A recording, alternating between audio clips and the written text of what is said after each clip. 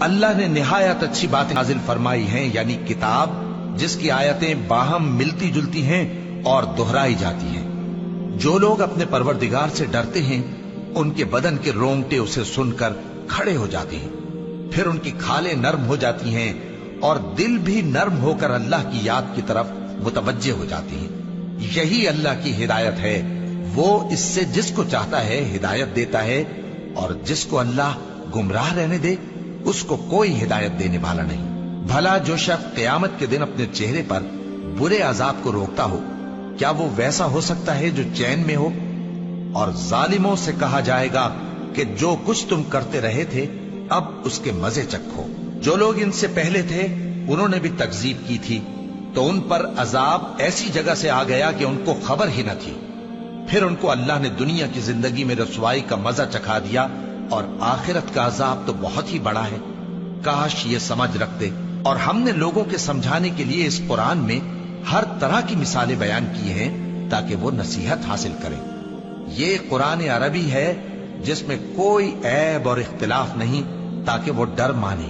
اللہ ایک مثال بیان کرتا ہے کہ ایک شخص ہے جس میں کئی آدمی شریک ہیں مختلف مزاج کے، اور ایک آدمی پورے کا پورا ایک شخص کا غلام ہے۔ بھلا دونوں کی حالت برابر ہے؟ نہیں، الحمدللہ، مگر یہ اکثر لوگ نہیں جانتے۔ اے پیغمبر، تم بھی مرنے والے ہو اور یہ بھی مرنے والے ہیں، پھر تم سب قیامت کے دن اپنے پروردگار کے سامنے جھگڑو گے۔ پھر اس سے بڑھ کر ظالم کون جو اللہ پر جھوٹ بولے اور سچی بات جب اس کے پاس پہنچ جائے تو اسے جھٹلائے۔ کیا جہنم میں کافروں کا ٹھکانہ نہیں ہے؟ اور جو شخص سچی بات لے کر آیا اور جس نے اس کی تصدیق کی وہی لوگ متقی ہیں۔ وہ جو چاہیں گے ان کے لیے ان کے پروردگار کے پاس موجود ہے۔ نیکوکاروں کا یہی بدلہ ہے، تاکہ اللہ ان سے برائیوں کو جو انہوں نے کی دور کر دے، اور نیک کاموں کا جو وہ کرتے رہے ان کو بدلہ دے۔ کیا اللہ اپنے بندے کو کافی نہیں؟ اور اے نبی، یہ تم کو ان لوگوں سے جو اللہ کے سوا ہیں یعنی غیر اللہ سے ڈراتے ہیں، اور جس کو اللہ گمراہ رہنے دے اسے کوئی ہدایت دینے والا نہیں، اور جس کو اللہ ہدایت دے اس کو کوئی گمراہ کرنے والا نہیں۔ کیا اللہ عزت والا بدلہ لینے والا نہیں ہے؟ اور اگر تم ان سے پوچھو کہ آسمانوں اور زمین کو کس نے پیدا کیا تو کہہ دیں گے کہ اللہ نے۔ کہو کہ بھلا دیکھو تو جن کو تم اللہ کے سوا پکارتے ہو، اگر اللہ مجھ کو کوئی تکلیف پہنچانی چاہے تو کیا وہ اس تکلیف کو دور کر سکتی ہیں؟ یا اگر وہ مجھ پر مہربانی کرنا چاہے تو کیا وہ اس کی مہربانی کو روک سکتے ہیں؟ کہہ دو کہ مجھے اللہ ہی کافی ہے، بھروسہ رکھنے والے اسی پر بھروسہ رکھتے ہیں۔ کہہ دو کہ اے قوم، تم اپنی جگہ عمل کیے جاؤ، میں اپنی جگہ عمل کیے جاتا ہوں۔ ان قریب تم کو معلوم ہو جائے گا کہ کس پر عذاب آتا ہے جو اسے رسوا کرے گا، اور کس پر ہمیشہ کا عذاب نازل ہوتا ہے۔ ہم نے تم پر یہ کتاب لوگوں کی ہدایت کے لیے سچائی کے ساتھ نازل کی ہے، تو جو شخص ہدایت پاتا ہے تو اپنے بھلے کے لیے، اور جو گمراہ ہوتا ہے تو گمراہی سے اپنا ہی نقصان کرتا ہے۔ اور اے پیغمبر، تم ان کے ذمہ دار نہیں ہو۔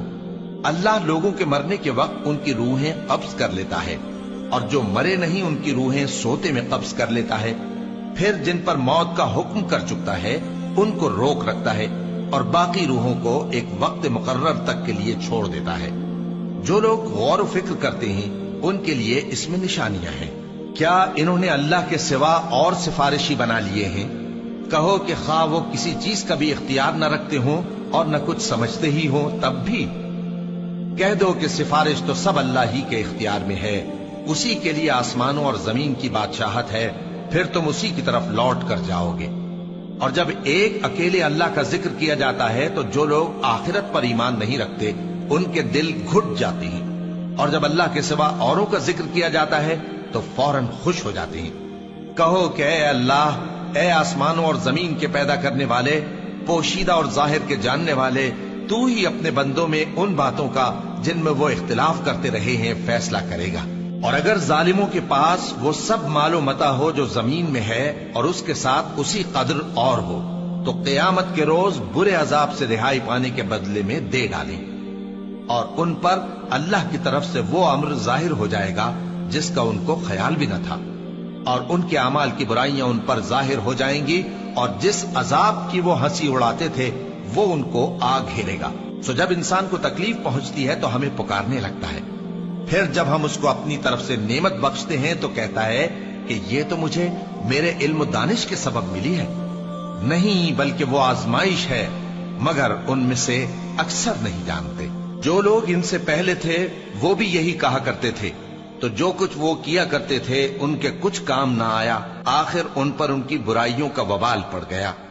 और जो लोग उनमें से जुल्म करते रहे हैं उन पर भी उनके बुरे अमाल का वबाल अनकरीब पड़ेगा, और वो अल्लाह को आजिज नहीं कर सकते। क्या उनको मालूम नहीं कि अल्लाह ही जिसके लिए चाहता है रिज्क को फराख कर देता है और जिसके लिए चाहता है तंग कर देता है। जो लोग ईमान लाते हैं उनके लिए इसमें बहुत सी निशानियां हैं।